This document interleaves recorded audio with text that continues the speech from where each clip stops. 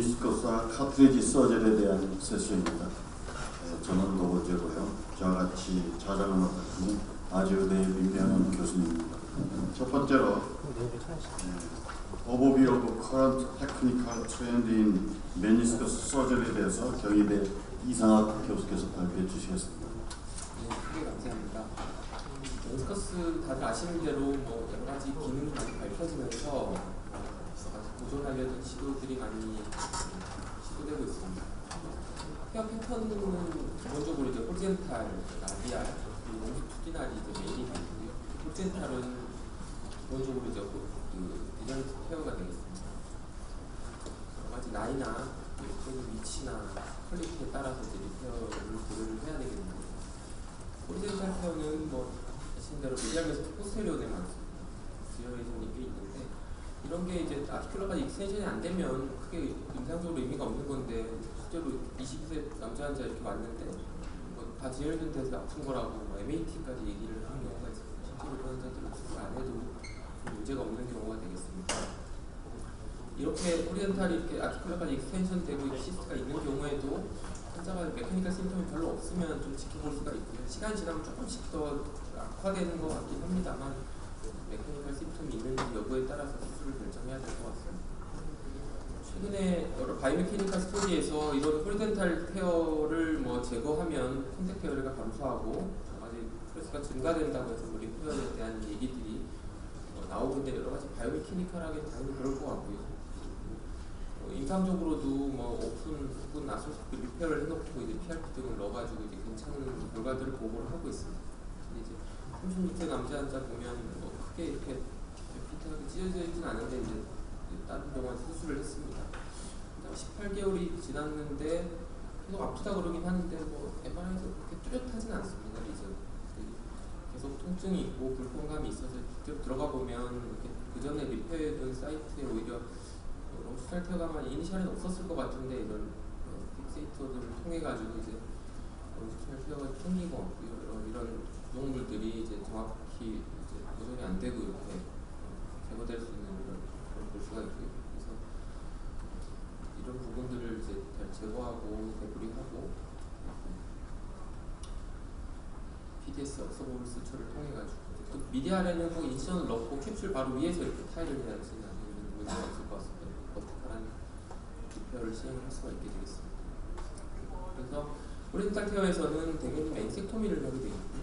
이런 플랩이 있을 경우에는 플랩을 제거하고 원립을 다 제거하는 것이 아니라 가급적 인테리어까지 좀 남겨두고 이제 쉐이핑을 하면 꽤나 많은 티슈를 남길 수 있게 되겠고요. 이렇게 해놓으면 제거를 했는데도 이렇게 전체적으로 이게 하이트가 유지되어 있으면 꽤 많은 양을 남길 수가 있습니다. 그래서 뒤쪽 페모럴 콘달 때문에 뒤가 다 안 보여서 그렇지, 생각보다 메니스커스 이렇게 잘라주면 생각보다 많은 양이 남기 때문에 굳이 이렇게 리페어까지 안 해도 될 것 같고요. 이렇게 호리젠탈 테어 있는, 특히 미디엄에 호리젠탈 테어가 있으면 시스가 동반되어 있습니다. 시스 뒤쪽까지 이렇게 쭉 동반되어 있는 경우가 있어서 환자가 증상도 있고 하면 이렇게 수술을 할 수가 있고,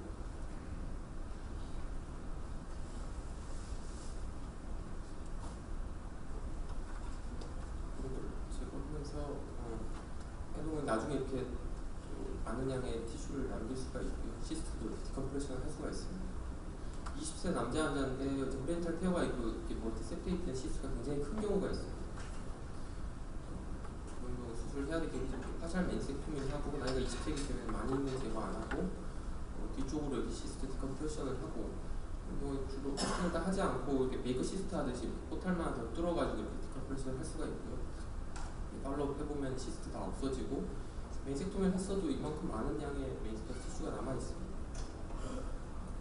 결국은 이런 시스트는 호리젠탈 테어랑 동반돼서 생기는 거고요. 라테랄이 더 흔한 것으로 되어 있습니다. 그래서 시스트가 크고 증상이 있는 경우에는 이제 수술을 할 수가 있고, 세테이션이 많이 되어 있는 경우가 있습니다. 이 경우는 현자가 인컴플리트 디스코이드에서 이렇게 된 거 같고요. 앞쪽에 좀 디저레이션 되어 있는 부분이 있고, 시스트를 스파이널 니들 등을 통해서 이렇게 디컴프레션을 하고, 추가적으로 이제 세테이션이 많이 되어 있어서 쉐이버를 통해 가지고 좀 더 건강하게 한 다음에 파샬 맨섹토미를 시행해주고, 시스를 다 제거하고 나면 앞쪽에 좀 디펙트가 꽤 많이 생깁니다. 이런 경우에는 리페어를 시행해줄 수 있겠습니다. 리페어는 앞쪽 같으면 이제 아웃사이딩 방법을 할 수가 있게 되고요.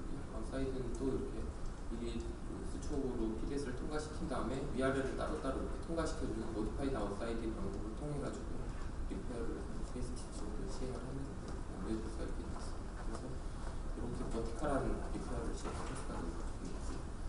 드물지만 이게 시스트가 생기는 위치는 아닌데 포스 라테랄에도 이렇게 시스트가 있는 경우가 있고 심텀이 있으면 컴프레서 포스 라테랄 쪽에서 보고 이렇게 시행을 할 수가 있고 디펙트가 있으면 리페어를 시행하고 파셜 메인스를 시행해주면 이쪽에 메이스크 사이즈가 좀 줄어들었지만 시스템이 다 없어진 걸 볼 수 있습니다. 그리고 이렇게 호리젠탈 테어 있으면서 이렇게 페리페랄 시스트가 있는 이런 경우인데요. 이런 경우도 아마 인컴플리트 디스코이드와 그 라디알 테어가 다 보관되어 있습니다. 근데 시스트를 사실 찾기가 쉽지가 않습니다. 딱 시스트가 보이지가 않거든요. 엑시알 뷰에서 보면 페리페랄 쪽에 쭉 이어진 시스트가 있고 그 위치를 감안을 해가지고 이렇게 위치를 찾아보면 시스트 플루이드가 좀 나오는 걸 볼 수 있는데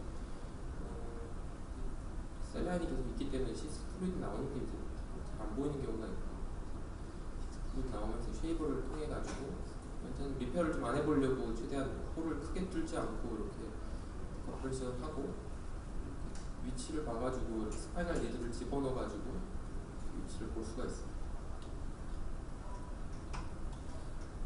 하고 호리젠탈 테어가 좀 인트라아티큘라로 연결되어 있는 거기 때문에 서브 맨스컬 포탈 등을 통해서 만들 수 있고 추가적으로 인색 통역을 해서 교주를 시킬 수가 있습니다. 어떤 목표를 안 했던 케이스. 또 라디알 케어인데 라디알 케어는 이제 라테랄 맨스컬 미드 바디에 제일 많죠. 결국은 인컴플리트 디스코이드가 많아서 여러 형태의 라디알 케어가 생기는 것 같습니다.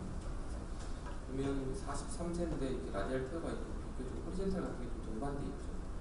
끝까지 가 있어 보이지만 다행히 이제 파샬하게 어퍼링만 이렇게 온 거라서 샤투스 앞쪽에 한 5-6mm 정도 남길 수 있고 파샬 벤섹토미라는 시각이 있습니다.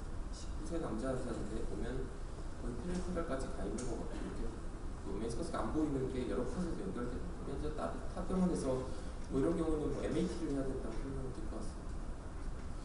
리페어를 그래도 시도해야 되지 않고 나이도 19살이 들어서 리페어를 설명을 했고요. 물론 리페어가 여러 가지 어려울 수도 있지만 이게 라디알 테어가 그 전에 생겼던 것 같고 최근에 페리페랄 쪽으로 더 익스텐션 되지 않았나 싶습니다.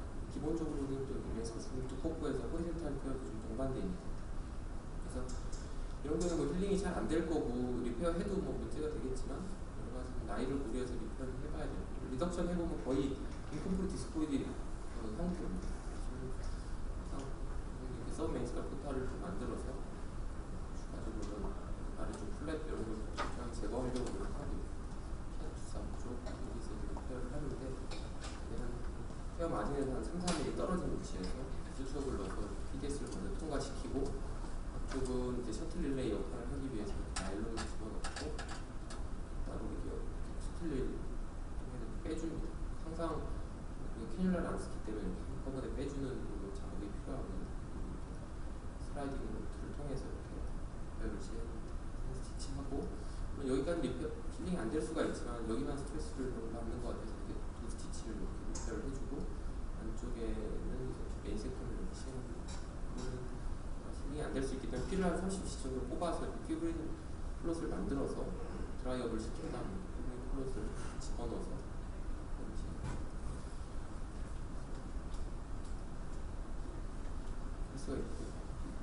ACL과 동반된 이게 라테랄미스 포스테리어에 루트 테어가 달려있습니다. 이런 경우에도 이게 결국 포스텐션에 영향을 줄 걸로 생각하고 요새는 로테이셔널 스테빌리티에도 작용을 한다고 얘기합니다. 그래서 비슷한 방법을 따로따로 떠가지고 리페어를 시행해가지고 할 수가 있습니다. 그리고 롱지튜디널 테어인데 롱지튜디널 테어는 뭐 ACL과 동반된 포스테리어 리전에 상당히 많습니다. 그런 건 앞쪽에서만 해도 잘 안 보이기 때문에 이런 데는 적극적으로 리페어를 뒤로 보면서 이제 시행을 해야 되겠고요. 우리 사이드 테크닉으로 리페어를 할 수가 있게 되겠는데 이제 15세 여자입니다. MRI에서 테어가 롱지튜디널 테어가 뚜렷하게 안 보이는 경우들이 있습니다. 그렇지만 의심될 경우에는 꼭 확인을 해봐야 되겠고요.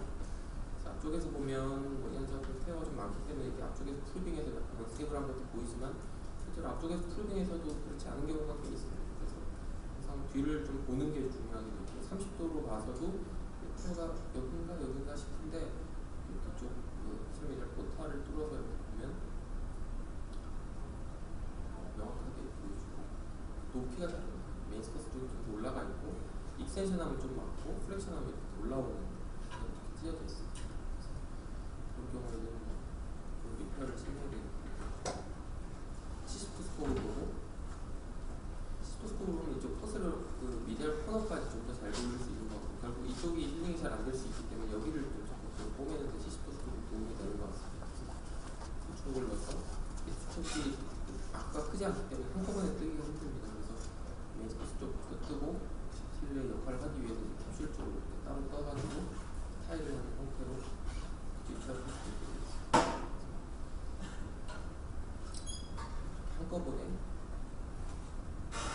수출을 한 다음에 한꺼번에 이렇게 떠가지고 리페어를 시행할 수 있고 네 스티치로 4에서 5mm 간격으로 리페어를 시행할 수가 있습니다. 다코스 라테랄, 다코스 미디알에서 봐도 리페어를 던져볼 수 있고 앞에 보면 여기 좀 찢어지는 쪽이 페모럴 콘달 때문에 보이지가 않습니다. 리페어를 시행할 수 있고 바로 가서 힐링적으로 확인하고요. 그다음에 롱스트랄 티어가 이렇게 길게 연장되면 그런 버킷핸들 티어가 될 수 있고 더블 PCL 사이즈가 보일 수가 있습니다. MRI에서 본 버킷핸들이 되어 있는데 페리페랄 쪽에 호리젠탈 티어가 있고 디저레이션이 있을 걸로 예상되면 이건 티어가 좀 힘들겠거나 이런 생각을 할 수 있는데 실제로 이런 경우에는 이 섹터미를 시행할 수밖에 없습니다. 하지만 ACL과 동반된 이런 그 버킷핸들 티어가 사이즈가 클 때는 우리가 리페어를 생각을 해야 되겠고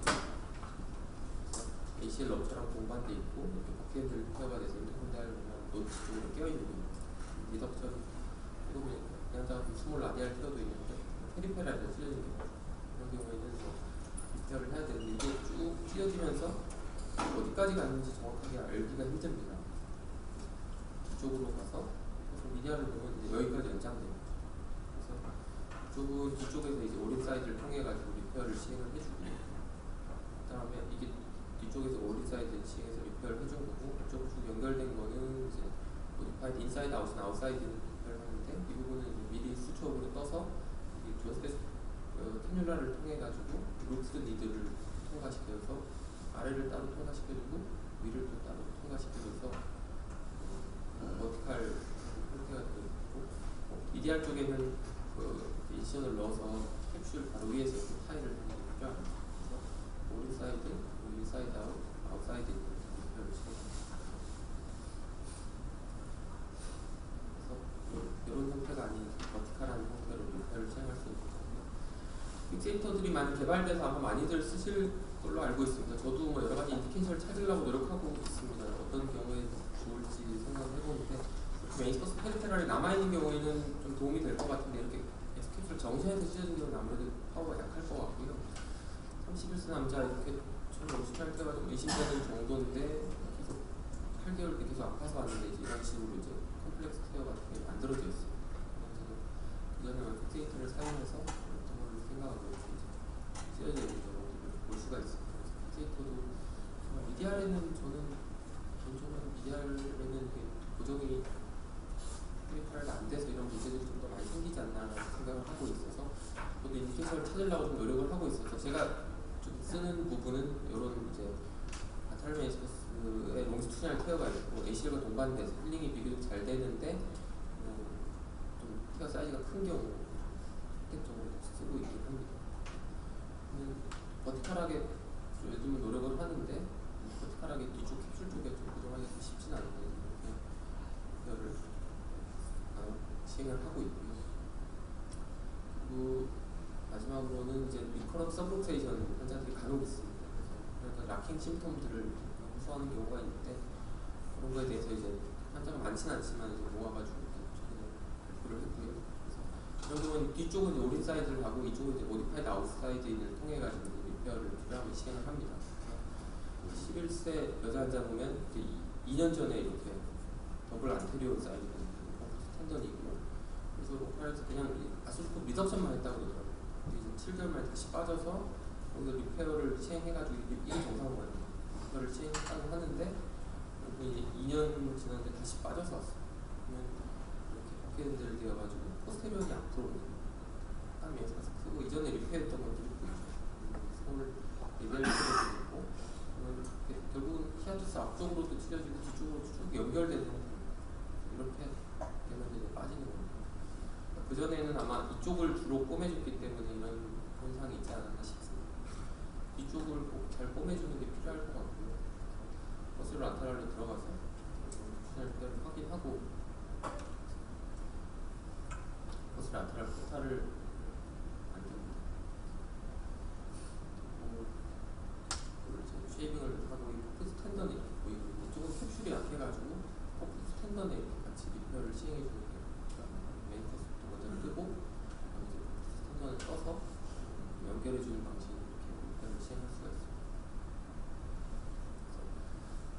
네 스티치 정도 해가지고 뒤쪽을 리페어를 해주고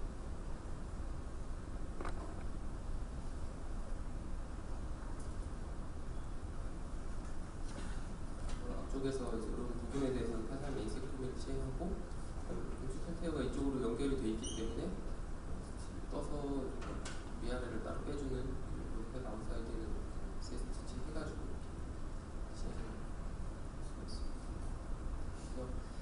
여러 가지 메인스커스 찢어진 이제 타입이나 찢어진 위치를 고려를 해가지고 이제 수를 선택해야 될 것 같고요.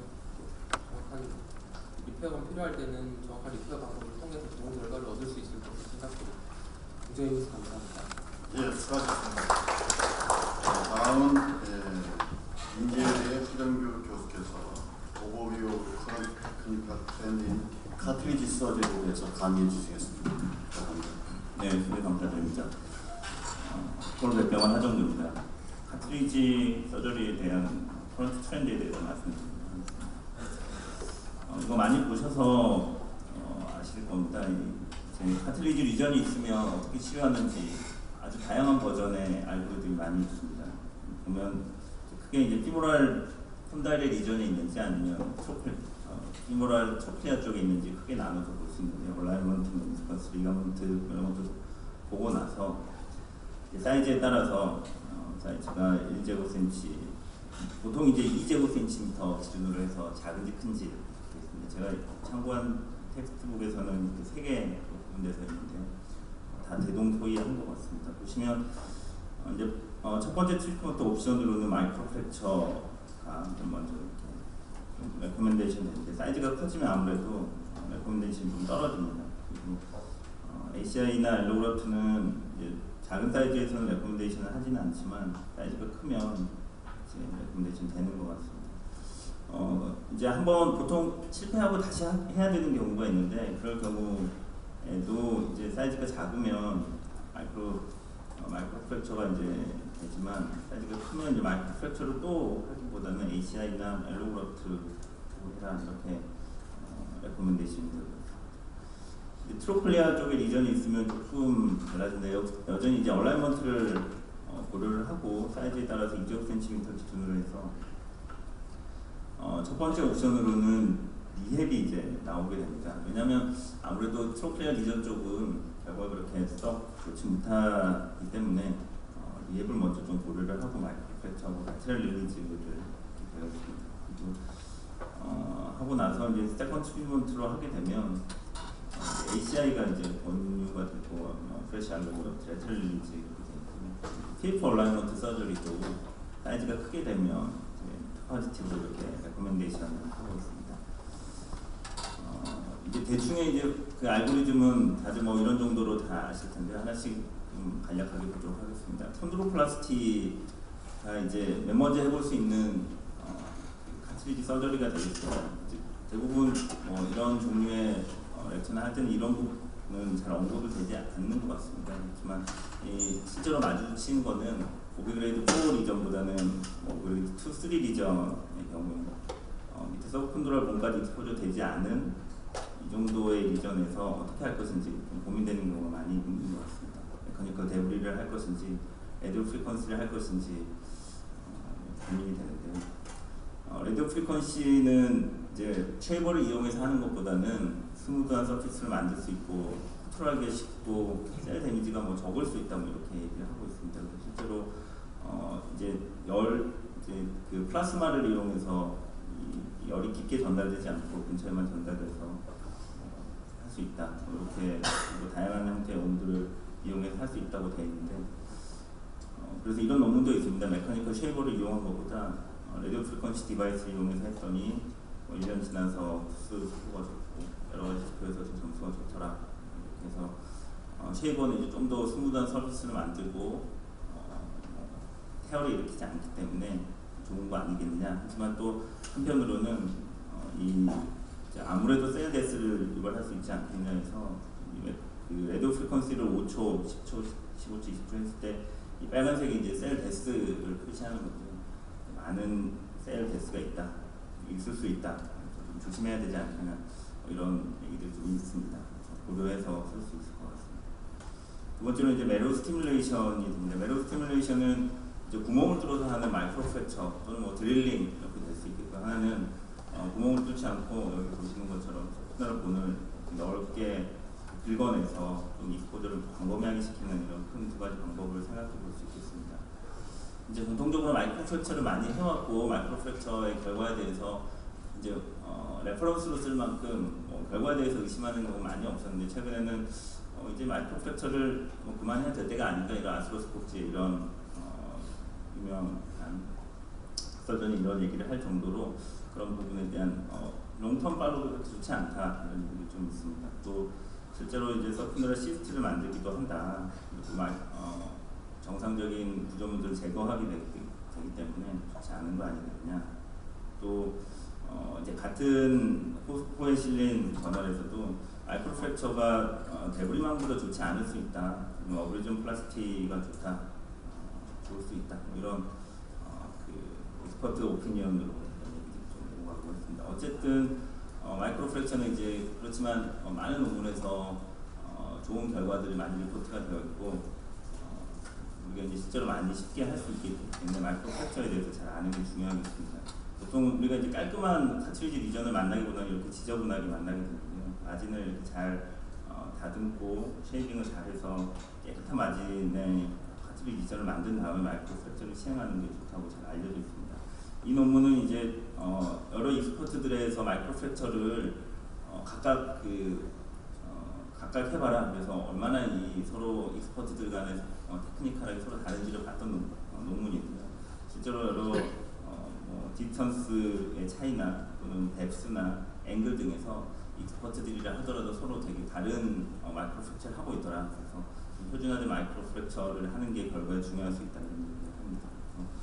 홀 사이즈는 넓은 게 좋은지 좁은 게 좋은지 있지만 1mm 정도 홀이 좋은 결과를 얻는 것 같다, 이런 논문이 있고요. 뎁스도 보통 우리가 마이크로 프랙처 오를 쓰면 2mm 정도 되는데 2mm 정도 하는 것보다 6mm 정도 해서 좀 더 콜라겐에 더 힐링이 잘 되는 것들을 관찰할 수 있어서 2mm 이상의 뎁스를 유지하는 게 좋겠다, 이런 논문도 있습니다.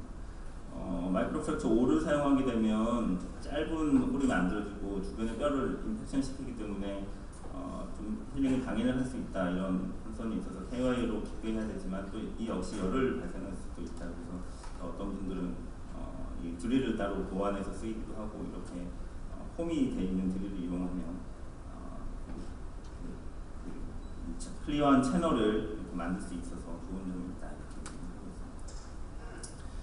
생각합니다. 마이크로 프랙처는 이제 40대 미만에서 12개월 미만의 심통이 있고 사이즈가 작고 BMI가 작은 경우, 태그나이트고 D스코어가 높은 경우에 좋은 결과를 얻을 수 있다, 이렇게 보고가 되고 있습니다. 그리고 이제 아무래도 프라이머리 서저리를 했을 때 좋은 아웃컴을 얻을 수 있다. 근데 이제 마이크로 프랙처가 계속 롱텀하게 썩 좋은 결과를 못 보인다는 그런 얘기들이 있기 때문에 이제 스캐폴드를 쓰는 그런 방법들이 많이 제시되고 있습니다. 스캐폴드 없이 하는 마이크로 프랙처를 하지만 스캐폴드를 쓸 때 셀 없이 스캐폴드만 쓰기도 하고요. 미리 셀을 시딩하거나 아니면 2차적으로 시딩하는 여러 가지 방법들이 있습니다. 이런 다양한 형태의 이 스캐폴드들을 이용해서 마이크로 프랙처의 결과를 좀 인핸스하기 위해서 여러 가지 제품들이 소개되고 있고, 콘드로 가이드니 베이스트 타겟니 여러 가지 형태의 제품들이 있습니다. 국내에서 쓸 수 있는 건 콘드로 가이드, 아티필름, 카티필 이런 것들이 오토로그스 매트릭스 인듀스드 콘드로제네시스, 아믹이라고 불리는 콘드로제네시스를 매트릭스를 추가로 써서 좀 인듀스 시키다 이런 여러 가지 형태의 제품들이 소개되고 있습니다. 그다음에 이제 국내에서는 잘 보지는 힘든데 이제 시딩을 미리 시키는 스캐폴드 쓸 수도 있고요. 또는 2스테이지로 시딩을 시킨 다음에 카틀리지 빚어 나오는 그런 것들이 있을 수 있겠습니다. 정리를 보시면 29세 남자 환자에서 트로플리아의 이전이 있어서 컨트롤 가이드를 이용해서 수술을 시행한 케이스가 되겠습니다. 하트로 튜머럴 쪽에 라지 리전이 있었습니다. 1.5 실제로 1.5까지 한 2cm 정도의 리전이 카틀리지 리전이 있었고 오픈 아스트로토미를 시행한 미디얼 사이드로 시행하였고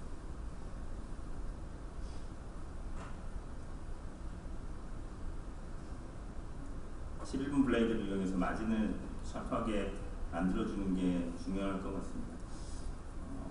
실제로 이제 오픈을 좀 더 많이 해서 많이 하더라도 이 마진을 제대로 만들어주는 게 이거는 이제 마이크로 프랙처 어제 카틀리지 서저리에서 그 카틀리지 마진을 깨끗하게 만들어주는 게 중요한 포인트 중에 하나인 것 같습니다. 그래서 공을 들여서 잘 그려내고 큐레스 다양한 종류의 큐레스 써서 정리를 해주는 게 좋겠습니다. 이게 이제 오픈을 하지 않으면 각도가 잘 나오지가 않고 스코브로만 하게 됐을 경우에 이제 잘 시야도 확보되지 않기 때문에 오픈을 잘 해서 보는 게 중요할 것 같습니다. 제가 이거는 이제 동영상을 찍기 위해서 아주 공들여서 근 30분가량 했는데도요, 자세히 들여다보면 마진이 그렇게 썩 깨끗하진 않습니다. 실제로 쉽지 않습니다. K-와이어 등을 이용해서 멜로 스티뮬레이션을 하고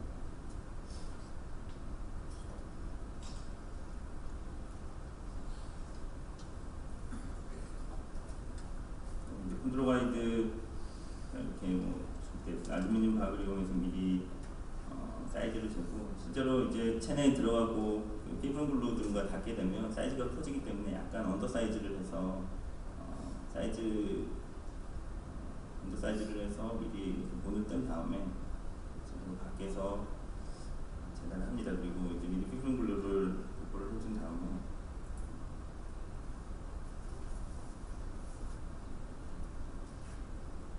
이게 이제 잘라놓은 가이드 이게 위 아래가 구분이 되어 있습니다. 위쪽으로 가도록 이게 사이즈가 이렇게 닿게 되면 한 10% 이상 회사 쪽에서는 10% 정도라고 하는데 느낌이 10% 이상 커지는 것 같습니다. 그래서 이게 폴딩이 돼서 더 넘어가지 않도록 마진을 잘 맞춰서 하는 게 중요해요. 이제 여러 가지 멤브레인이 있어서 이거는 하이알루로닉 엑시드 멤브레인이 있어서 어떤 경험이 있고요. 사실 아시겠지만 어떤 게 어떤 것보다 좋다라고 하는 것들은 문헌근거를 찾기 참 쉽지 않습니다. 대부분 마이크로 프랙처를 기준으로 두고 마이크로 프랙처랑 비슷하다 또는 뭐 좀 낫더라 올해 5년 갔더니 낫더라 이런 게 있지 A가 B보다 더 낫냐 누가 더 좋으냐 이런 부분 찾기 힘든 것 같습니다. 여러 가지 머티리얼이 있어서 경험차서 봤는데 다이스드 카틀리지도 최근에 이제 약간 다른 개념이긴 하지만 뭔가 이렇게 스캐폴드 역할을 하는 카틀리지 이전 비슷한 방법으로 마이크로 프랙처를 하고 위에 얹을 수 있는 제품들이 소개가 되고 있습니다. 카트필도 안텔로 콜라겐을 이용해서 스캐폴드 역할을 해주는 그런 머티리얼이 되겠습니다. 이거는 이제 멤브레인 형태로 되어 있지는 않고 주사기로 이렇게 인젝션할 수 있고 흰색으로 되어 있기 때문에 쭉 뿌리고 나면 뭔가 마음이 뿌듯해지는 그런 느낄 수가 있습니다. 롱손 팔로도 최근에 이제 리포스트가 계속 되고 있어서 주목해서 가야 됩니다. 잘 아시는 것처럼 오스테오콘드라 모델 플라스티도 오래전부터 이제 써왔고 잘 보고가 되어 있습니다. 이제 항상 컨서는 이 모노사이드 모비디티 문제가 있는데 저도 많이는 하진 않지만 최근은 아니고 좀 몇 년 전에 했었던 거는 하키 선수여서 스몰 카틀리지 이전이 있어서 조금 고치를 해야 되겠다고 시행을 했습니다. 하고 났는데 엑스레이를 보니까 이 뒤쪽에 이렇게 튀어나오는 게 그렇습니다. 그래서 CT도 어차피 원데이 때 그냥 바로 CT를 찍었는데 이렇게 보이길래 이게 잘 들어간 건가 안 들어간 걸 좀 잘 고민하다가 뭔가 좀 밀려 나온 게 아닐까 이렇게 생각이 들어서 바로 다시 다음에 했습니다. 했더니 아무 일도 없이 잘 있더라고요. 그래서 이 실제로 이제 카틀리지의 두께가 서플리아 쪽과 이 피모라 콘다이 쪽이 상당히 꽤 다릅니다. 그래서 그게 이제 이 오츠의 문제이기도 한데요. 카틀리지 두께가 콘다이 쪽에는 아무래도 로딩이 적게 받기 때문에 카틀리지 두께가 얇은데 지금 피모라 콘다이를 웹베어링 하는 쪽에서는 꽤 두꺼운 카틀리지입니다. 그래서 겉으로 봐서는 매끈하게 이렇게 서킷가 만들어졌다고 하더라도 실제로 보는 실제로 카틀리지 두께는 이 정도밖에 안 되고 이쪽에서는 이렇게 보니까 CT나 X에서는 마치 홈플러가 튀어나온 것처럼 보였습니다. 그래서 나중에 이제 팔로우해서 봤을 때는 이제 카틀리지 잘 형성되고 그런 사이트 쪽에서도 큰 문제 없이 잘 됐습니다. 이 오츠가 가지는 이런 문제점들이 있구나 그렇지만 비교적 빨리 얼리 리뷰를 할 수 있다는 점에서 장점이 좀 있겠습니다. 이거는 이제 교과서에서 본 건데요. 아주 이거는 좀 담이 크지 않으면 할 수 없는 수술인 것 같습니다. 이런 라디 비전은 시리콘 다이브 잘라서 여기에 넣는 그런 수술이 되겠습니다. 이걸 실제로 우리나라에서 할 수는 없겠지만 이거 한다면서 그런 포연지기가 있습니다. 걱정됩니다.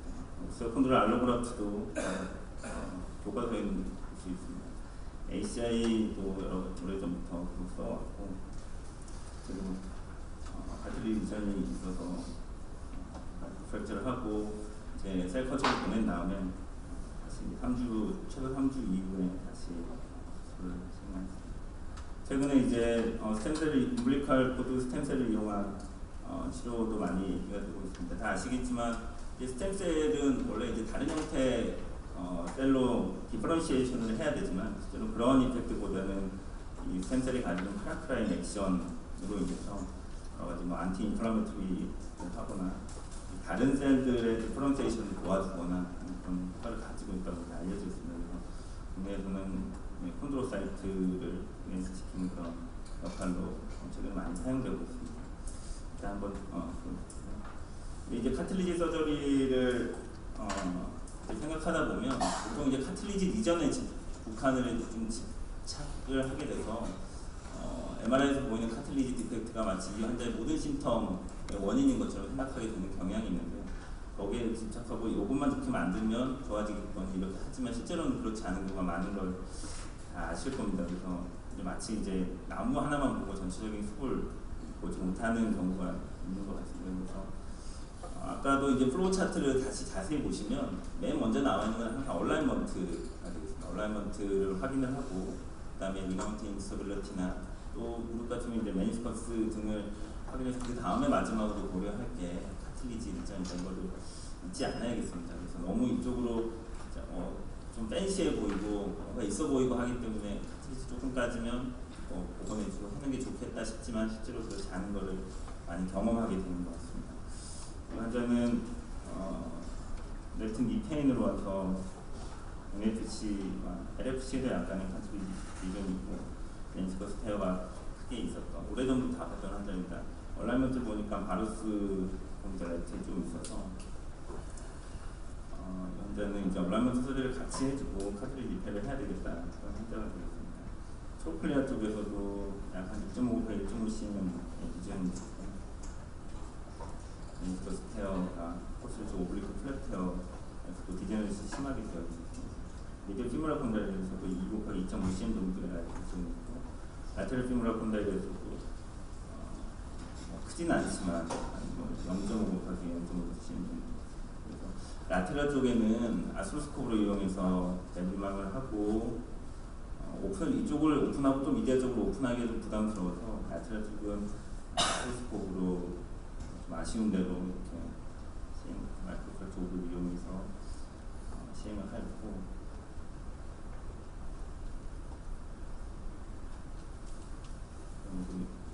메인스 보통리도 시행하였습니다. 그리고 나서 이제 HTO를 미안하냐? 빨리 좀 예, 알겠습니다. HTO를 같이 시행을 하고 나서 저걸 한 이후에 그 위쪽으로 추가적으로 인시전을 넣어서 앞으로 동일 시행하겠습니다. 그래서 카트리지 리페어를 위해서 큐티지를 공부하는 것이 중요하겠습니다. 카티스템을 이용해서 이제 카트리지 리페어를 시행하였었는데 카티스템에서는 이제 3mm 드릴을 이용해서 하는 거 레코멘드 하고 있습니다. 3mm 드릴과 그다음에 추가적으로 1mm KY 등을 이용해서 소프트웨어 리전을 카티스템은 이제 프리퍼레이션을 하고 약 한 20분 정도 소요가 되기 때문에 중간에 프리퍼레이션을 해서 만들어 놓은 홀에 하이드로겔과 믹스된 카티스템을 어플라이하고 전체적으로 쭉 배포한 다음에 잘 그래서 마지막으로 말씀드렸지만 얼라이먼트를 꼭 보는 게 중요하다. 특히 저는 이제 많이 경험은 없지만 최근에 이제 지난 세관절학교 때 오셨던 약속 선생님께서 카트리지 리페어 얘기를 하시면서 카탈로 피모랄 쪽에서도 우리는 이제 얼라이먼트 디지털 리얼라이먼트 서저리 등을 이용해서 카탈로 피모랄 아스로시스가 심한 경우에 그런 수술을 같이 해서 하는 게 중요하다는 강조하기 때문에 그런 부분들에 대해서 놓치지 않도록 해야 되겠습니다. 경청해 주셔서 감사합니다. 네, 수고하셨습니다. 다음은 올 인사이드 메니스커스 리페어에 대해서 을지의대 천하운 교수께서 강의해 주세요. 소개해 주신 사장님 감사드립니다.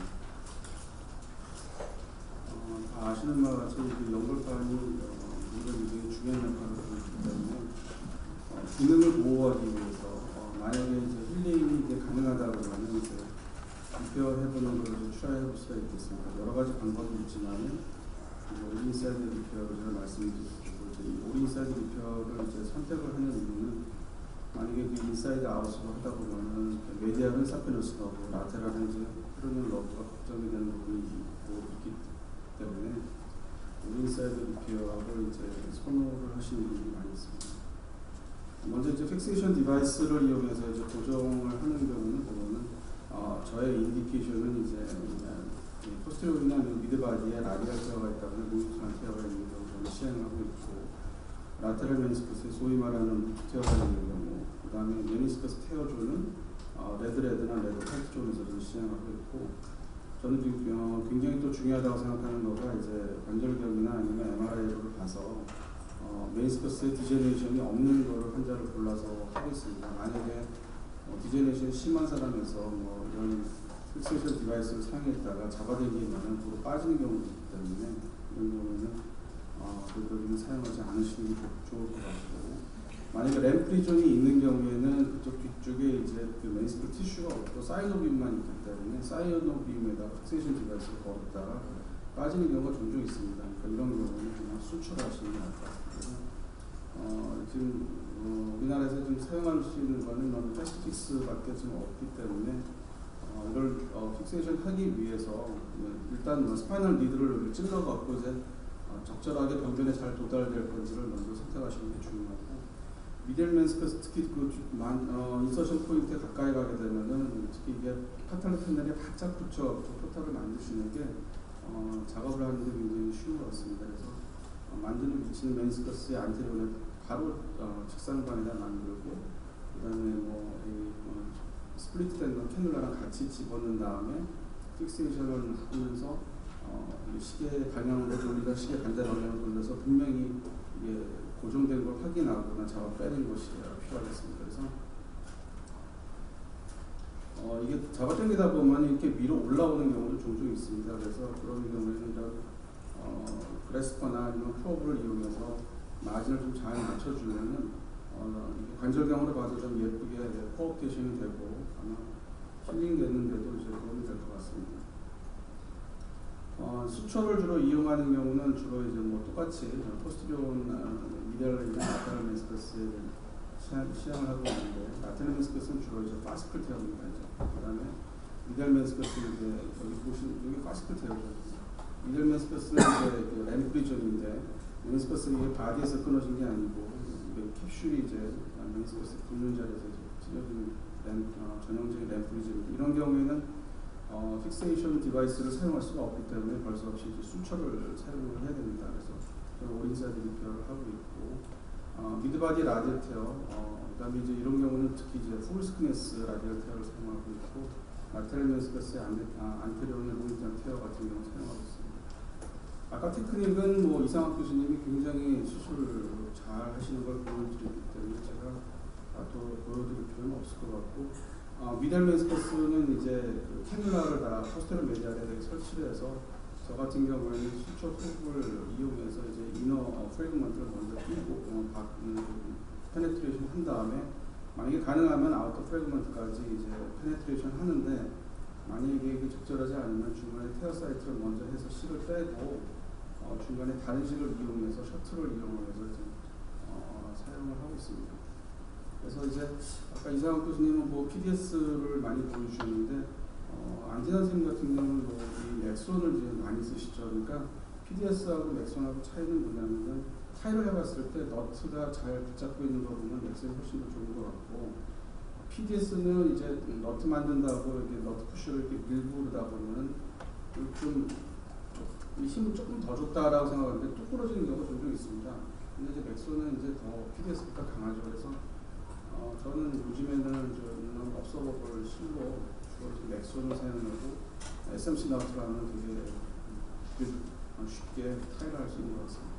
라테럴 메niscus 루트 테어가 이제 ACL의 이제 루트 테어 때 되게 공간이 많이 되고, 이런 것들이 나중에 그 하이그레이드 피부 시프트에 영향을 준다고 이제 논문이 자꾸만 나오고 있기 때문에 관심이 여기 좀 집중이 되고 있습니다. 그래서 이게 그 오른쪽 무릎 같은 경우는 스코비 안테로 라테레스 보고, 그다음에 수초호흡은 이제 반대편에서 들어온 다음에 똑같이 수초호흡을 뜨고 수초호흡을 떠서 이제 실을 통과시키고, 반대편에서 셔틀 이용했고, 여기 SMC 너트를 입력하고 있습니다. 미드바디 라디얼 테어도 이제 그 젊은 환자에서 특히 뭐 배구하다가 점프해서 착지하는 순간에 이제 뚝 끊어지는 경우가 굉장히 많죠. ACL과 같이 또 뛰어지는 경우도 많이 있는데, 축구하고 뭐 뛰어가다가 넘어지면서 탁 디디는 순간, 풀 익스텐션에서 되게 디디는 순간에 이제 라디얼 테어가 이렇게 오는 경우가 꽤 있습니다. 그러면 아까 이상훈 교수님 보여드렸지만 이게 고스트 사인이죠. 그다음에 클래프트 사인도 있고, 이게 오블릭하게 되는 건 마침 클래프트 사인인데, 엑셀뷰를 보시면은 이게 완전히 이렇게 디펙트가 있는 걸 다 보입니다. 그죠? 이런 경우에는 결국에는 놔두게 되면 호스트 스트레스가 없어지기 때문에 결국 리페어해서 이제 무릎의 기능을 보존하기 위해서 결국 리페어가 필요하고, 저 같은 경우에는 이제 안테로 메디알에서 스코프를 놓고 안테로 알테라에서 이제 수초호흡이 들어와서 뭐 포스테리어 세그먼트를 먼저 수초할 수도 있고 안테리오를 먼저 수초할 수도 있고, 헤마토마가 있는 거 봐서 이제 급성 파열이었던 현재였습니다. 그래서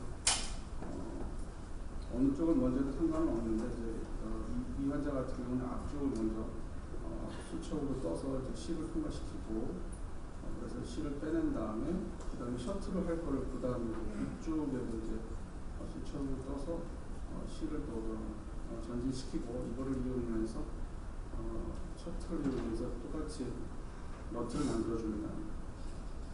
너트를 만들어주고, 이제 그 저도 보통은 이제 풀스크니스 라디얼 테어의 경우는 하나의 수초 갖고는 부족하다고 생각하기 때문에 되게 두 개를 하고 있습니다. SMC 너트를 만들어주면 되게 뭐 폼하게 너트가 만들어지기 때문에 좋은 것입니다.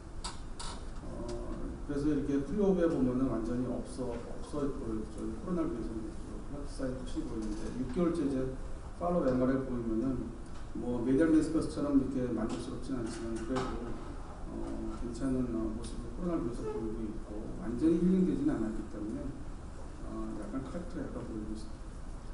트랜스플란트 하는 경우에 저 정말 재수가 없는 경우 이렇게 라디얼 테어가 쫙 돼갖고 오는 경우가 있습니다. 그래서 이런 경우도 이제 버릴 수가 없기 때문에 이제 리페어를 하는 거죠. 똑같이 리페어를 합니다. 그래서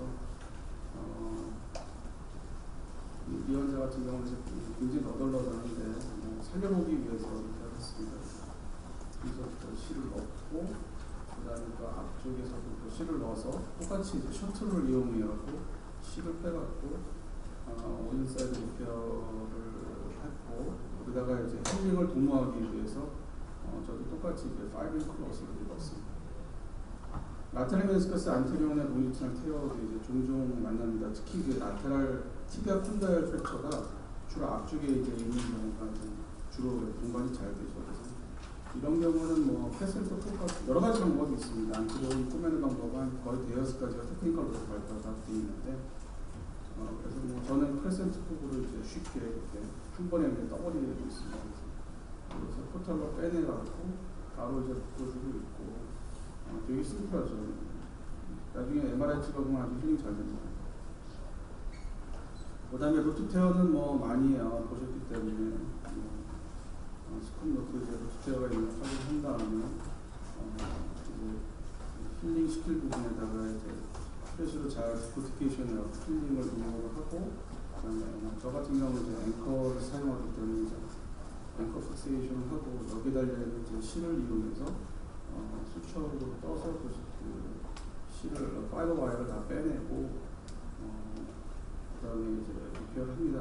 뭐 테크닉이 저는 중요하지 않다고 생각합니다. 저도 이제 리페어를 해보면은 제가 수술한 사람 중에 한 60% 정도 힐링이 되지만은 한 40%는 힐링이 안 되거나 파셜 힐링밖에 안 되는 것 같습니다. 그래서 중요한 거는 인디케이션을 정말 잘 잡아야 된다고 생각을 하고, 정말 디제네이션 된 사람, 나이 많은 사람, 정말 폐허가 되어서 많이 벌어져 있는 사람, 말도 안 되는 사람 정말 그 잡아서 이렇게 하는 안 하시는 게 좋을 것 같습니다.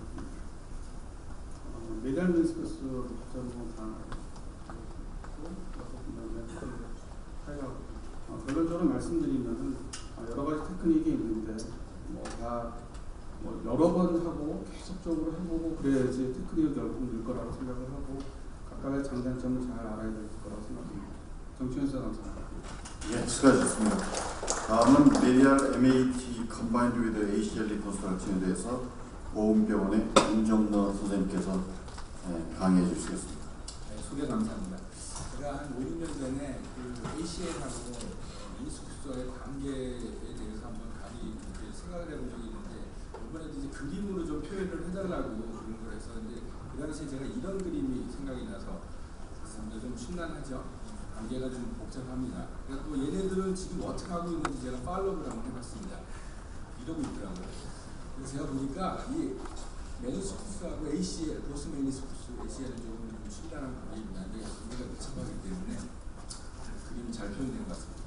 그 ACL 인저리나 어큐티시에는 LM 테어를 많이 동반하고 있고, 클리시에는 MM 테어를 동반을 많이 하고 있습니다. 그래서 메니스칼 리페어는 ACL 리컨스트럭션과 컴바인해서 수술했을 경우에 힐링이 훨씬 더 힐링 레이트가 높고, 이유는 스테빌리티와 그다음에 메로 엘리먼트가 힐링 자체를 더 증가시키기 때문에 그렇습니다. 이건 다 아는 사실이죠. 메니스쿠스 펑션은 제가 또아리로 많이 설명을 하는데, 이 중에서 이제 로드 트랜스미션과 니조인트 스테빌리티가 이제 ACL로 관계가 있는 걸로 생각이 되고요. 니조인트 익스텐션 시에 메디얼 메니스쿠스, 메디얼 컴파트로 가는 로드의 약 50% 정도가 메디얼 메니스쿠스를 걸리게 되겠고, 잘 아시다시피 메디얼 메니스쿠스는 APD 트랜슬레이션에 작용을 합니다. 그래서 도어 스티프 임팩트라고 그래서 많이 알려져 있죠. 그래서 메디얼 메니스포테리온을 리섹션을 했을 때 약 4mm의 트랜슬레이션이 유발되는 걸로 스터디가 되어 있습니다. 그럼 라테랄 메니스쿠스는 아무것도 안 하느냐? 그렇지 않습니다. 실제로 이게 2010년 AJSM에 나온 내용인데요. 라크만의 안테리어 트랜슬레이션의 메디얼 메니스쿠스가 작용하는 반면에 피보스트에는 오히려 라테랄 메니스쿠스가 더 작용을 합니다.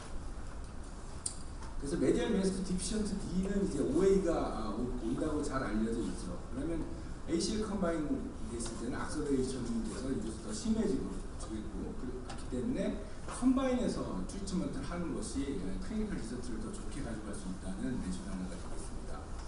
그래서 저희가 2004년까지 시스테마틱 리뷰 딴 원인을 한번 뒤져봤는데요. ACL, MAT의 ACL 컴바인 되는 게 이렇게 한 19개 논문 중에 이렇게 돼 있습니다. 총 19개 논문을 미리 한번 해봤는데 총 697개 MAT에 한 77개 ACL 컴바인 되어 있는 케이스들이 있더라고요. 그리고 MAT 테크닉은 대부분 고온플러그 테크닉을 이용했고, 일부에서는 이제 소프트 디스 픽세이션을 이용한 테크닉을 해서 리컨스트럭션을 합니다. MAT의 인디케이션은 이거 제가 좀 빨간색 잘못 쳤는데요.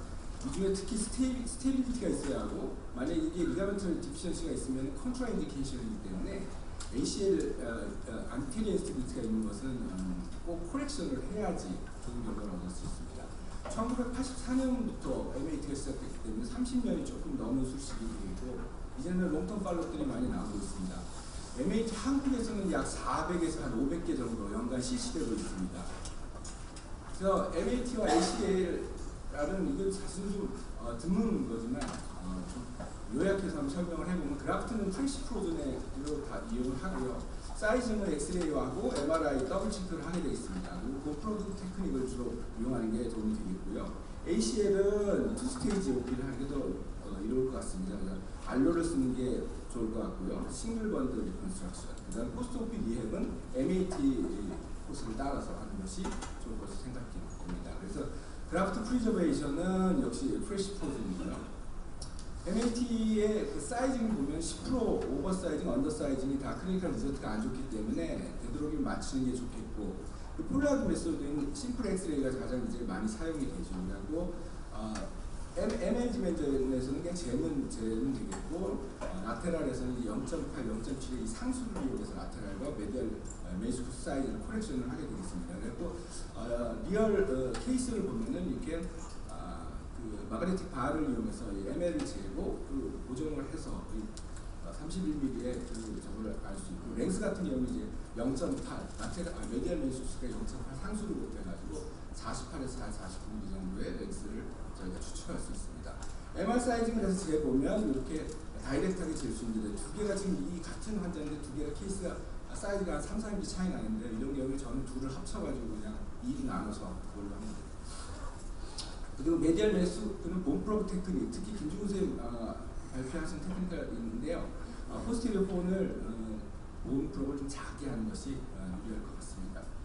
그래서 실질적으로 하는 거를 보면은 노치프라스트가 있습니다. 노치프라스트 하는 게 라테럴 메니스쿠스하고 다르고요.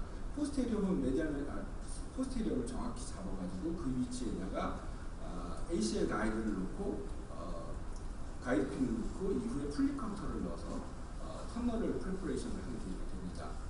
터널 프레퍼레이션을 하고 나서 그 다음에 와이어를 패세이지를 시키고 그 와이어를 통해서 그라프트를 패세이지를 시킵니다. 그래서 제일 중요한 거는 포스테리어 혼이 그 터널에 풀리 인게이지가 정확히 되는 위치로 딱 제대로 맞게 인게이지를 시키는 것이 제일 중요한 테크니컬 팁 중에 하나라고 생각합니다. 나머지 이 부위가 잘 들어가고 나면은 나머지 부위는 잘 위치를 잘 잡습니다. 지금 수초 안 되는 분들 잘 잡혀 있는 거고요. 안테리어 혼은 오픈되어 있기 때문에 위치를 10mm 리모로 한 1cm 정도 깊이를 하면은 위치가 잘 잡힙니다. 큰 문제 없고요. 나머지 인사이드 아웃 슈처를 하겠고, 그 다음에 하고 나서 모형이 되겠습니다. 이건 34세 메인 페이션트인데 이게 이제 모든 것을 다 포함하고 있는 환자가 되겠습니다. 이 환자는 다른 병원에서 ACL 리컨스트럭션을 했고 리비전까지 했습니다. 그래서 저희 병원에서도 메인섹토미를 한 2차례 정도 시행을 했고요. 그러고 나서도 메디얼 컴파트 페인이 있어가지고 저희가 MAT를 시작했습니다. 여기서부터 이제 좀 설명을 하겠습니다. 히스토리가 너무 길기 때문에. 그래서 곰프로브 테크닉을 이용해서 포스테리어를 만들고, 그래서 인게이지 시키고 MAT를 2012년 1월 3일 날 시행을 했습니다. 그러면서 이게 포스트오피 엑스레이가 되겠고, 그리고 나서 한 약 9개월째 환자가 인스테빌리티가 계속 안테리어 인스테빌리티가 있는 것 같다. 그래서 MRI를 찍었고, 여기 보면은 메니스쿠스 랩런트가 우리가 그래프트 하는 것이 잘 보이고 있고요. 그 다음에 ACL 디피션시가 보이고 있습니다. 그래서 그레이드 2 이상의 인스테빌리티가 있기 때문에 ACL 리비전이 되겠죠. 리비전을 시행을 했습니다. 그러면서 이게 수술이고, 이게 그라프트 사이트가 지금 포스티리어째 약간 디제너레이션이 있지만 이게 뭐 테러가 있거나 그렇지 않습니다. ACL은 처음에 봤을 때는 뭐 있는 것처럼 보였는데 페널 어태치를 잘 해보면 실질적으로 스테빌리티를 유지할 수 있는 파이버는 업무로 되어 있어서 리비전을 시행을 했습니다. 라테럴 메니스쿠스에이티는 팁이 약간 있었고요. 그래서 페널 터널은 아웃사이딩을 테크닉을 통해서 이와 같이 그라프트를 터널을 통과를 했고, 같이 PLRI가 있어서 포스테라테랄 코너 리컨스트럭션을 같이 시행을 했습니다. 그래서 6개월 후에 이 환자가 조금 좀 예민해가지고 그 임플란트, 그 그라프트 사이트 이리테이션이 좀 있어서 6개월 만에 임플란트를 뽑았습니다. 그런데 세컨드를 했는데 메디얼 메니스쿠스 MAT-데인리의 인피리어 플랜테어가 있어서 메이스 팀을 살짝 시행을 했고요. 라테랄 메이스도 괜찮았습니다. ACA 그라프트 파이버가 잘 되고 있습니다. 스포츠 오브 인프라 톡은 SA가 되겠고요. 라테랄 SA가 되겠습니다. 그리고 ACL 리컨스트럭션과 라테랄 메이스를 컴바인해서 할 수도 있습니다. 이건 왕준호 선생님과 삼성그룹 왕준호 선생님 케이스인데요. 그 ACL 리컨스트럭션과 라테랄 MAT를 같이 사이먼티스 원 스테이지로 할 수도 있습니다.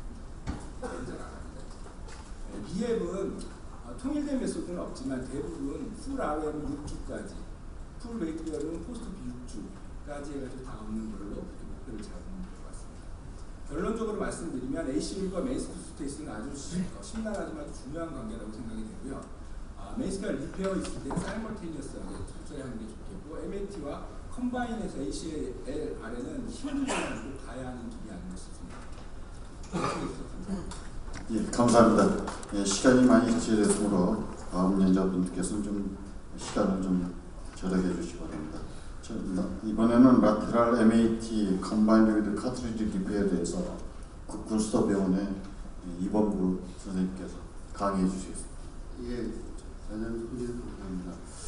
제가 이제 이런 그 연재를 받았을 때 고민을 했습니다. 이걸 뭐 해야 될 것인가 말 것인가 했는데, 군인들을 보니까 이런 환자가 너무나 많은데 굉장히 버킷리스트에서 오래됐는데 카티 디펙트 그대로 있는 환자가 있죠. 이런 경우 이제 일반 환자 민간인들은 이제 보험이 해당이 안 되지만은 군인 같은 경우는 예산을 주기 때문에 적극적으로 할 수가 있습니다. 저는 그리고 환자들이 되게 30대, 20대 이러기 때문에 보다 좀 적극적으로 할 수밖에 없는 국회입니다. 그래서 제가 용기를 내서 공부도 할 겸해서 한다고 했습니다.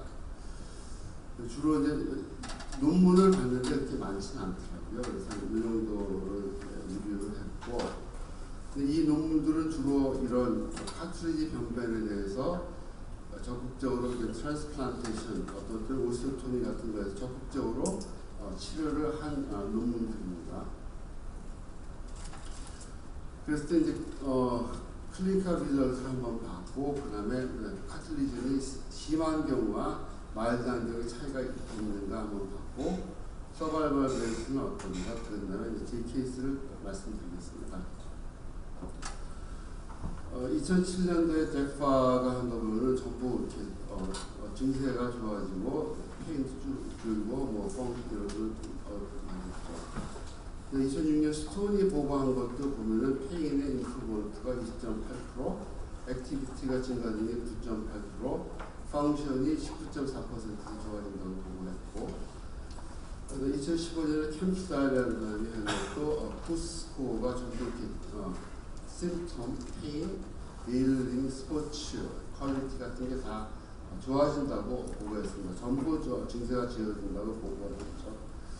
우먼 스코어를 보고하는 것인데 스톤이라는데 2년 수술하고 나서 2년 지나서 우먼 스코어가 10 정도로 굉장히 좋아지죠. 그 다음에 이게 15년까지도 이게 스코어가 유지가 된다고 보고 있고요. 스포츠 액티비티를 보더라도 보면은 패드너 스코어가 원래 한 2, 3 정도 했던 게 수술하고 나서 5에서 6으로 됐는데 15년 지난 정도에도 어느 정도 유지가 된다고 했고, 그 스포츠 리턴 레이트는 한 73%를 보고하는 논문이 있습니다.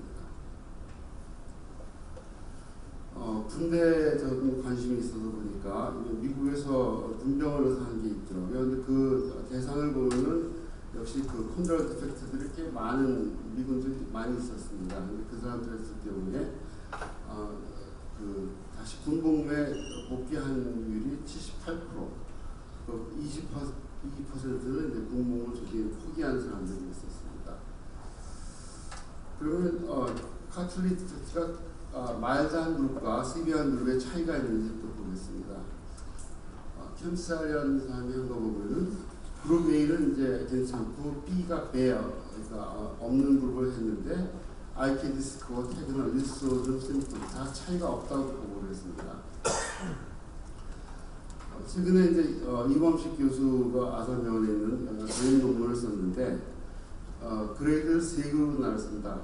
하나는 이제 보스 사이드에 로우 그레이드가 있는 경우, 두 번째는 이제 한쪽에만 하이 그레이드가 있는 경우, 세 번째는 이제 키싱 리전 양쪽 하이 그레이드 있는 경우인데 세 개를 해서 비교를 해봤는데 윌슨 스코어는 차이가 없습니다. 오히려 이 자주색이 이제 셀베지 그룹인데 오히려 더 이것도 있고요. 또 스토니 보고한 것도 3, 4 차이는 이제 없다고 합니다. 또 서바이벌을 보겠습니다. 서바이벌은 차이가 있습니다. 서바이벌은 이제 카틀리지 리전이 없는 거는 계속 좀 상관인데 카틀리지 리전이 좀 심한 경우는 2년 사이에 확 떨어져서 한 80%. 그렇지만 2년 지나면 어느 정도 유지된다고 이런 부분이 있었고요. 그 다음에 스토니 보고한 것도 역시 3년 정도, 처음에 3년 정도 이렇게 떨어지다가 이건 조금 더 떨어지는 걸로 보고했습니다.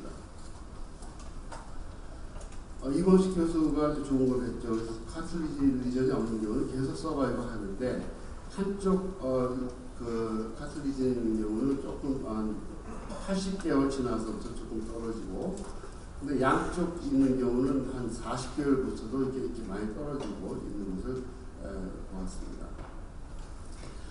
다른 논문에서도 알로그라프트가 역시 그 베어욱한 그룹에서 테어레이트가 더 많다, 그런 논문이 있었습니다. 제 케이스를 보고 말씀드리겠습니다.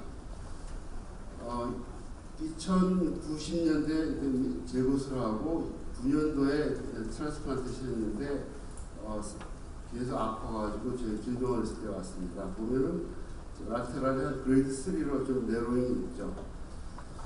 근데 스코프를 보면은 이제 이게 그라프트에 이렇게 이런 스비한 테어가 있어가지고 그렇고 있지만 위아래 카트리지는 비교적 좀 보존되어 있습니다.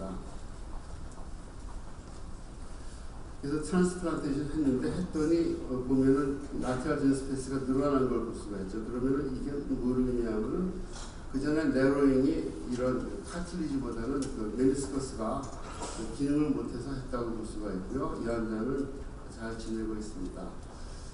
이 환자는 이것이 교수한 거면은 카테고리 1으로 아이들 인디케이션 그룹으로 계속 좀 괜찮을 거라고 생각할 수가 있고요. 분해 제가 들어가서 상상합니다. 이렇게 버킷을 이렇게 오래되고 안에 거가 디제너레이션 돼서 다시 리페어를 할 수 없는 지경이죠. 이렇게 아직 카트리지가 싹 벗겨가지고 이 상태가 돼야지 저한테 옵니다. 그래서 할 수 없이 이제 메이섹토미 하고 마이크로 프랙처 하고 그때 이제 마이크로 프랙처 하고 이윤 교수님 하는 그 카티필 이거를 같이 했더니 어느 정도 8주 지났더니 꽤 자랐더라고요. 그래서 이런 메이트 트랜스플란테이션을 했습니다. 이런 건 이제 그것은 렐러티브 인디케이션이죠. 아마 비교적 괜찮을 텐데 한 80개월 지나면 조금 조심을 해야 되는 그런 케이스인 것 같습니다. 세 번째 보면은 그레이드 4로 거의 많이 라테랄 스페이스가 내로잉이 있죠. 위아래 보면은 이제 이게 위에도 굉장히 그 범위 길게 피머도 그레이드 4, 티벳 그레이드 4입니다. 이게 제 길병원에서 있는데 그래서 뭐 그냥 안 된다 그랬는데 사정을 해가지고 결국은 비보험으로 해서 했습니다. 이게 라테랄 쪽이 아주 스클레로틱해서 마이크로 프랙처 오울이 안 들어갑니다. 그래서 멀티플 드릴링을 했고요. 그리고 그래서 트랜스플란테이션 했습니다. 근데 굉장히 걱정을 했는데 11개월 지나서 카틀리지가 리제네이션 돼 있죠. 그래서 리제네이션 돼 있지만은 메니스커스 자체는 약간 안에 시그널 체인지도 있고 조금 걱정이 됩니다. 이런 경우 이제 셀베지 인디케이션이죠. 그래가지고 한 40개월 정도 되면 조금 좀 많이 걱정이 됩니다. 그래서 환자한테 이런 걸 단단히 이제 다짐을 받고 이제 수술했지만은 환자 나이가 30살이기 때문에 좀 심심했을 겁니다. 군인입니다. 51세입니다. 한번 매트를 했어요. 했는데 그레이드 4로 이렇게 나갔고 또 하나는 이제 곧 전역 예정입니다. 이렇게 아주 막 쓰지를 않아도 되는 사람입니다. 이런 사람은 계속 전에 한번 매트도 한 적도 있어서 이런 윤희를 했습니다. 3일 만에 이렇게 잘 걷고 그래서 이런 결과를 얻었습니다. 요약입니다. 이게 라트메스커스가 없고 그 카틀리지가 시비한 데미지가 있더라도 젊은 경우에서는 그 수술했을 때 페인과 펑션을 상당히 증진시킬 수 있는 좋은 수술이라고 생각합니다. 그렇지만은 비교적 초기에 하이 페일리어 레이트가 있으니까 조금 조심을 해야 되겠습니다. 이게 국분 수도병원입니다. 저 윤현보 선생님하고 차석현 선생님 저랑 이렇게 있고 군인관이 한 12명 같이 근무하고 있습니다. 감사합니다. 예, 수고하셨습니다. 이번 세션의 마지막 연단은 가드로베대 인현 교수님께서 아스트로스코픽 카트리지 리페어 미니멀 인베이시브 방법에 대해서 강의해 주시겠습니다. 네, 감사합니다. 앞서 하준구 교수님께서 그 코너 컨셉을 잘 정리해 주셨기 때문에 이 다양한 방법 중에 제가 주로 하는 마이크로 프랙처 하면서 플라그 앤 젤 어그멘테이션 하는 방법을 소개해 드리겠습니다. 아까 그 말씀드린 대로 제가 마이크로 프랙처를 무심히 하지만은 여기에는 굉장히 나이 제한도 있고 효과를 내기 위해서는 시스템이 짧아야 되고 사이즈도 어디가 너무 크면 안 되는 굉장히 제약이 많은 소식입니다. 그리고 이것이 한 2, 3년이 지나게 되면은 디테리베이션 돼서 그 펑셔널 아웃풋이 떨어지게 되는 제약이 있습니다.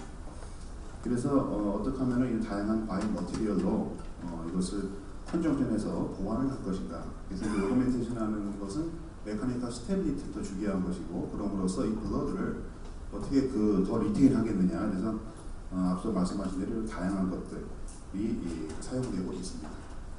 아틀로 콜라겐을 말씀드리겠는데 텔로미어의 그 안티젠을 리무벌하고 그러면서 트리플 헬리컬 스트럭처를 유지하고 하이 큐리티를 가진 콜라겐이 되겠습니다. 제가 주로 사용하는 제품은 파티필 세오셀루트 제품이고 아텔로 콜라겐에 피브린 글루를 사용해서 같이 믹스해서 사용하게 됩니다.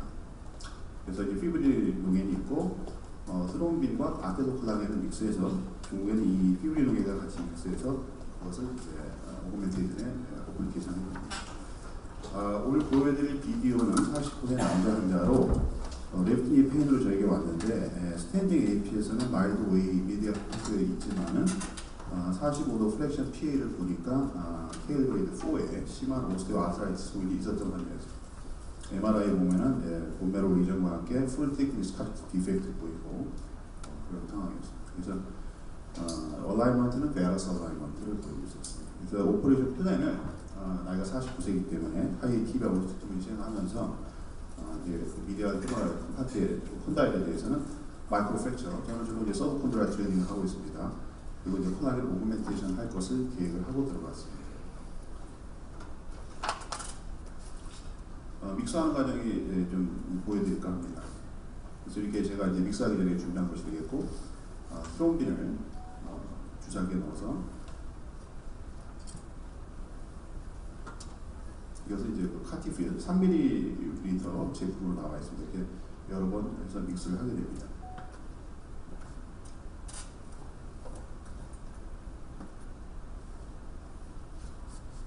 그래서 이 믹스한 거를 이제 한 1mm 정도 주사기에 놓습니다. 그 다음에 이제 피브린 녹에는 따로 주사기에 놔서 앞서 만든 것과 이 피브린 녹에를 같이 믹스해서 그것을 어플리케이션 하게 됩니다. 그래서 이렇게 한번 보면 이게 방법이 단순하고 금방 준비를 할 수가 있습니다. 저는 스파이널 긴 걸로 18게이지 사용하고 있고, 스콥을 보니까 이렇게 나이에 비해서 휴지, 카시 디펙트 속에 보이고, 사이즈는 보니까 한 19, 8기, 이게 하나 5mm 프로브로 보면 한 30 이상 되는 그런 디펙트입니다. 그래서 소위 카시파이드 카트리지를 저는 큐렛을 이용해서 제거를 해줍니다. 블리딩을 더 잘 시키기 위해서 소위 얘기하는 숄더 리전을 만들려고 노력을 합니다. 그래서 경계를 정상 부위와 변경 부위의 경계를 큐렛을 이용해서 만들어서 이런 수식이 더 잘 효과를 볼 수 있도록 하고 나니까 굉장히 큰 디펙트가 드러나게 됩니다. 그래서 저는 이제 드릴링을 하는데 일관되게 또 뚫을 수 있고 더 깊이 뚫을 수 있고 또 마이크로 프랙처를 하다 보면은 옆에 홀을 같이 프랙처되는 경우들이 있습니다. 그래서 그리고 이 수식이 훨씬 빠릅니다. 사이즈가 큰 경우에. 그리고 열에 대해서 걱정 안 해도 되는 게 저희가 이제 그 시험수 환경에서 하기 때문에 그 열에 대한 걱정은 안 해도 될 것 같고, 그래서 충분히 깊숙한 깊이로 제가 사용하는 스타인만 피는 2.2mm를 사용하고 있습니다. 그래서 원칙대로 3, 4mm 간격으로 드레딩을 쭉 해줍니다. 그래서 이제 포스테리어 쪽은 이 환자 이제 포스테리어 쪽에 더 디펙트가 테일 그레이드 4이기 때문에 디프렉션을 시킨 상태에서 이제 철저하게 뒤쪽까지 서브코드라 드레딩 상태가 되겠습니다.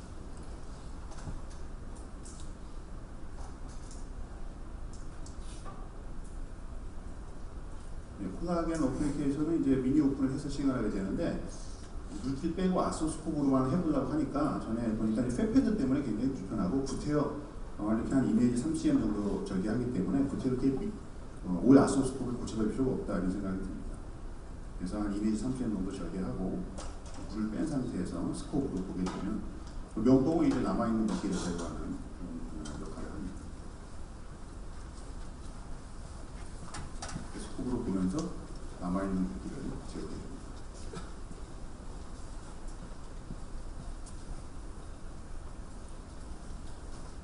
그 다음 이제 그 준비한 콜라겐과 이제 피우로겐 같이 주사를 들어오게 되면 동시에 믹스되면서 어플리케이션 되는데 천천히 한 번에 나가지 않도록 하고 흘러내리지 않도록. 수동빈 용량은 제가 초창기에는 0.4mm를 했었는데 1mm를 올리고 나서부터는 굉장히 점성도 좋고 흘러내리는 것도 거의 없고 적당한 정도의 점성으로 이렇게 어플리케이션 할 수가 있습니다. 그래서 서두르지 말고 시간을 가지고 어플리케이션 해가면서 니는 조금씩 더 플렉션 해가면서 포스테리어 쪽으로 진행을 하게 됩니다.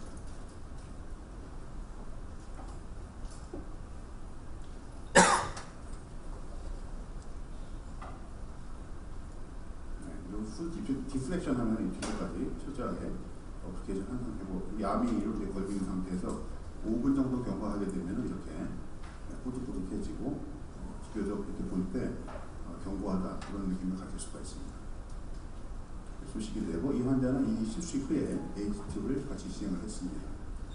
저희가 이거를 HTO에 시행한 환자에서 콜라겐 오그멘테이션 효과를 마이크로프랙처만 한 군과 콜라겐 오그멘테이션 같이 한 군, 그래서 RCT분에 해서 발표했는데 HTO 할 때 이제 그 마이크로프랙처만 한 군, 또 마이크로프랙처 하면서 지금 비교해 본 것 같은 콜라겐 오그멘테이션 한 군을 가서 14군씩 비교를 했습니다. 그랬더니 마이크로 프랙처만 하면은 나중에 여기 그 디펙트가 파이브로스 같은 게 보기만 힐링이 되는데 콜라겐 어플리케이션 같이 해주면은 훨씬 일단 스코프 면에서 굉장히 좋고 모카트 스코어를 MRI 보면은 콜라겐 발음을 해서 혹시 모카트 스코어를 먹고 또 히스토로직 어세스먼트를 ICRS2 스코어로 스케일로 해보면 조직 퀄리티가 그 콜라겐 어플리케이션을 부분에서 훨씬 유의하게 좋은 것을 이번에 알게 되었습니다. 그리고 이제 조직합을 보면은 그룹 2에서 이 타이토 콜라겐이 훨씬 어번던트한 그런 조직 소개를 볼 수 있어요. 그래서 확대해 보면은 이쪽은 좀 파이브러스한 반면에 이쪽은 좀 하이알라인 카트리지 라이크한 그런 조직 소개를 볼 수 있습니다. 그래서 마이크로프랙처의 그 보강 오그멘테이션은 굉장히 조직합 재생에 카트리지 리페어에 도움이 되는 것으로 결론되었고 전체적으로 이러한 그 스탠다드 마이크로프랙처가 아까 하려고 생각했지만 이제 그것을 보완할 수 있냐 모디피케이션을 적용한다면 우리가 좀 더 아직 연구할 부분이 많이 있다. 그리고 이제 제가 주로 사용하는 이러한 아텔로 콜라겐은 굉장히 효과적이다 이렇게 말씀드리겠습니다. 경청에서 나갑니다. 네, 수고하셨습니다. 시간은 아주 조금밖에 안 남았지만 디스커션은 민병윤 교수께서 해주시겠습니다. 네, 위원장님들께서 가르쳐 주시고자 하는 열정이 너무나 강해서 모두 다 시간을 다 초과를 하셔버리셨습니다. 그래서 저희가 다음 세션에 또 영향을 줄 수는 없고 4분 정도 시간이 남아있는데 뭐 질문을 2개 정도 받으면 아마 될 것 같습니다. 뭐 연자에 관계없이 질문 있으시면 해주시고요. 그 우스갯소리지만은 저희가 관절경 수술 심포지움을 하게 되면 그 한두 달 사이에 수술 케이스가 확 는다는 얘기가 있습니다. 여기서 보고 가서 나도 한번 해봐야지 하면서 하시는 분들이 꽤 있을 것 같은데요. 예, 그 질문해 주시죠. 정강이 잘 들었습니다. 인내대에서 프랭크라고 있는 김범수라고 합니다. 하정구 선생님하고 인용 이렇게 질문드리겠습니다. 그렇게 오구멘테이션을 하고 나서 아까 말씀하신 5분 정도 되면 꾸덕꾸덕해진다고 했는데 실제로 ROM이나 포스터 비앱에서 움직이다 보면 이게 디테이치 되고 우려도 있고 그래서 그 프로토콜 어떻게 하실지 말씀드립니다. 6주 나노웨이프를 하고요. CPM을 하고 있습니다. 그리고 이게 아까 제가 중간에 비디오도 말씀드렸는데 처음에 제가 이 프로토콜에는 흐르는 용량이 조금 적었어요.